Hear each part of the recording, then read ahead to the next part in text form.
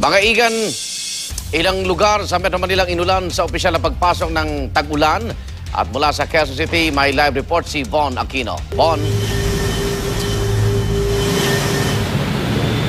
Igan, bagamat walang bagyo ay biglang umulan sa Quezon City, partikular na doon sa bahagi ng EDSA kaninang alas 11 kagabi. Malaking patak ng ulan ang biglang sumalubong sa mga motoristang dumaan sa EDSA Quezon City kagabi.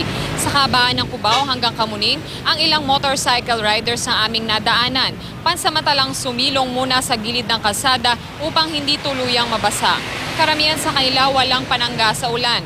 Gayunman, hindi naman nagdulot ng mabigat na daloy ng trapiko at pagbaha sa kalsada. Wala rin namang na-stranded na mga pasahero. Ayon sa Pag-asa, asahan ang pagsusungit ng panahon, lalo pat opisyal nang pumasok ang tag-ulan. Igan, pasado alas 12 na ng hating gabi nang tuluyang huminto ang buhos ng ulan. At dito naman sa Commonwealth Avenue ay tuyo na rin ang kalsada. Igan? Maraming salamat, Von Aquino.